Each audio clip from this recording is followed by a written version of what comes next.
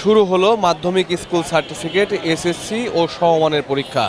আজ ২১ এপ্রিল সারা দেশেই একযোগে এসএসসি পরীক্ষা শুরু হয়েছে এবং আমরা যেটি দেখতে পেয়েছি আজ সকাল থেকেই সকাল 8:30টার মধ্যে অর্থাৎ সরকারের নতুন নির্দেশনা অনুযায়ী সকাল 8:30টার মধ্যেই শিক্ষার্থীরা কেন্দ্রে উপস্থিত হয়েছেন এবং এর বাহিরে কিন্তু যে অন্যান্য নিয়ম ছিল যে সকাল 10টা থেকে পরীক্ষা শুরু হবে সেটি শুরু হয়েছে, কিন্তু রাজধানীতে দুর্ভোগ এড়াতে সকাল 8:30টার মধ্যেই শিক্ষার্থীদের যে কেন্দ্রে প্রবেশের নির্দেশ দেওয়া হয়েছিল সেটি আমরা লক্ষ্য করেছি। এখানে এসে যে শিক্ষার্থীরা কিন্তু সকাল 8:30টার মধ্যেই কেন্দ্রে প্রবেশ করেছেন এবং আজ যে এসএসসি এবং সমমানের পরীক্ষা 2026 শুরু হলো, এখানে অংশ নিয়েছেন প্রায় 18,57,000-এর বেশি শিক্ষার্থী এবং এই যে এই পরীক্ষা সারা দেশে একযোগে চলছে, এটি একসঙ্গে 3,885টি কেন্দ্রে কিন্তু এই পরীক্ষা অনুষ্ঠিত হচ্ছে এবং এবার যে পরীক্ষা শুরু হয়েছে এটি চলবে আগামী 20 মে পর্যন্ত এবং একই সঙ্গে আমরা জানি যে এইবার যারা শিক্ষার্থীরা পরীক্ষা দিচ্ছেন তাদের বিষয়ভিত্তিক ব্যবহারিক পরীক্ষা সেটি চলবে 7 থেকে 14 জুন পর্যন্ত এবং এই যে নির্দেশনা রুটিন যেটি রয়েছে এই রুটিনের বাংলা পরীক্ষা দিয়েই কিন্তু এসএসসি এবং সমমানের পরীক্ষা অনুষ্ঠিত হচ্ছে এবং আমরা এই মুহূর্তে রাজধানীর আইডিয়াল স্কুল অ্যান্ড কলেজের সামনে রয়েছে এবং এখানে এসেও আমরা যেটি দেখতে পাচ্ছি যে পরীক্ষা ঘিরে কিন্তু আসলে এখানে আইন শৃঙ্খলা পরিস্থিতিও অত্যন্ত কড়াকড়ির মধ্যে রয়েছে এবং এখানে আমরা দেখছি যারা বাইরে অভিভাবকরাও উপস্থিত রয়েছেন এবং এখানে যারা এসেছেন তারা বলছেন যে আইন শৃঙ্খলা রক্ষাকারী বাহিনী থেকে শুরু করে এবারের পরীক্ষার যে বিষয়বস্তু এবং পরীক্ষা কেন্দ্রিক যে শৃঙ্খলা সেটি কিন্তু চোখে পড়ার মতোই ছিল। আমরা একটু একজন অভিভাবকের সঙ্গে কথা বলি। আপনারা এখানে এসে কি আজকে কোনো অব্যবস্থাপনা দেখেছেন? জি না, না পরিস্থিতি কেমন ছিল সকাল থেকে? সকাল থেকে ভালোই ছিল। ভালো ছিল। অন্যান্য পরীক্ষার সময়ে নানা রকম অনিয়মের কথা উঠে আসে, এরকম কোনো অনিয়ম কি আপনাদের চোখে পড়েছে? না, পড়েনি। আমরা অভিভাবকদের সঙ্গে কথা বলছিলাম, আমরা আরেকটু কথা শুনি। আজকে প্রথম দিন শিক্ষার্থীরা স্বাভাবিকভাবেই আজকে একটু নার্ভাস থাকবে। আপনার সন্তানরা পরীক্ষাতে আসেন, তাদের শেষ পর্যন্ত পরীক্ষা কেন্দ্রে যাওয়ার পর্যন্ত তাদের অবস্থা কেমন ছিল এবং তারা স্বাভাবিকভাবে কেন্দ্রে প্রবেশ করতে পেরেছে কিনা? জি হ্যাঁ, স্বাভাবিকভাবেই গেছে, ওরা সাহস নিয়েই ঢুকেছে, কোনো সমস্যা হয়নি। কেন্দ্রের বাইরে কোনো সমস্যা চোখে পড়তেছে আপনাদের? না, সেরকম কোনো সমস্যা আমরা দেখতে পাইনি।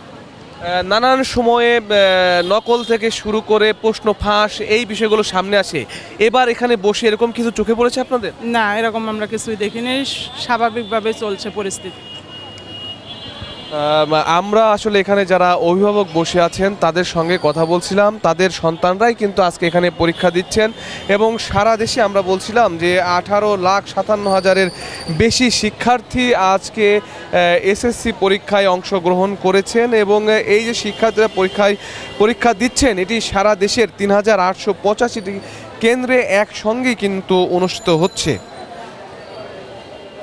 এবং আমরা জানি যে এবার যে পরীক্ষার নির্দেশনা দেওয়া হয়েছে সেখানে কিন্তু 14টি বিশেষ নির্দেশনার কথা বলা হয়েছে এবং এর মধ্যে সময় বিভাজন যেটি রয়েছে সেটি বলা হচ্ছে বহু নির্বাচনী যে এমসিকিউ পরীক্ষার ক্ষেত্রে সময় থাকবে 30 মিনিট এবং সৃজনশীল রচনামূলক পরীক্ষার ক্ষেত্রে সময় থাকবে 2 ঘন্টা 30 মিনিট। এই 3 ঘন্টার পরীক্ষা অনুষ্ঠিত হবে এবং এর প্রত্যেকজন শিক্ষার্থীকে সৃজনশীল এবং বহু নির্বাচনী ব্যবহারিক অংশে পৃথকভাবে পাশ করতে হবে, এমন আসলে 14টি নির্দেশনা পরীক্ষার্থীদের জন্য রয়েছে এবং আমরা যেটি শিক্ষার্থীদের সঙ্গেও কথা বলে জানতে পেরেছি যে এবার যেহেতু এই সরকার নির্বাচিত হওয়ার পরে তার প্রথম কোনো পাবলিক পরীক্ষা অনুষ্ঠিত হচ্ছে, ফলে আসলে এটি সরকারের জন্য কিন্তু এক প্রকার চ্যালেঞ্জ, কারণ এটি যদি সুষ্ঠুভাবে সম্পূর্ণ হয় তার কৃতিত্ব যেমন সরকার পাবেন, একই সঙ্গে যদি এই পরীক্ষায় কোনো বিঘ্ন ঘটে সেজন্য কিন্তু সরকারকে জবাবদিহিতার মধ্যে যেতে হবে। আমরা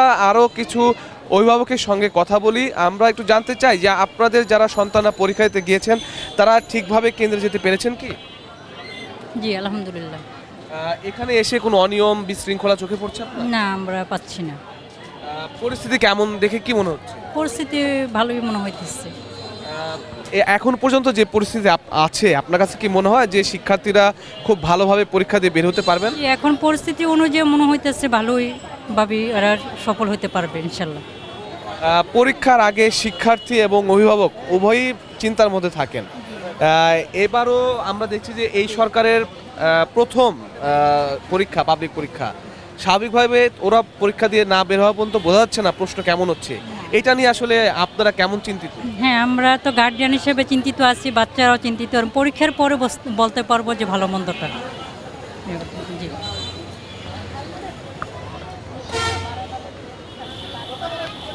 এবার পরীক্ষার যে নির্দেশনা দেওয়া রয়েছে সেখানে কিন্তু বলা হচ্ছে যে শিক্ষার্থীদের 8:30টার মধ্যেই কেন্দ্রে পৌঁছাতে হবে এবং এটি বলা হচ্ছে মূলত রাস্তার যানজট নিয়ন্ত্রণ করার জন্য। এবং এর বাহিরে আমরা শিক্ষামন্ত্রীর পক্ষ থেকেও এর আগে শুনেছি যে এবার যে পরীক্ষাগুলো সামনে এবং হতে যাচ্ছে এবং হবে সেগুলো যেন খুবই সুশৃঙ্খলভাবে হয় সেদিকে সরকারের নজর রয়েছে, এমনটি শিক্ষামন্ত্রী জানিয়েছেন। এবং তারা বলছেন যে কোনো রকমের নকল এবং প্রশ্ন ফাঁসের মতো যে ব্যাপারগুলো অন্যান্যবার সামনে আসে এবার যেন সেটি না হয় সেদিকেও সরকারের দৃষ্টি রয়েছে।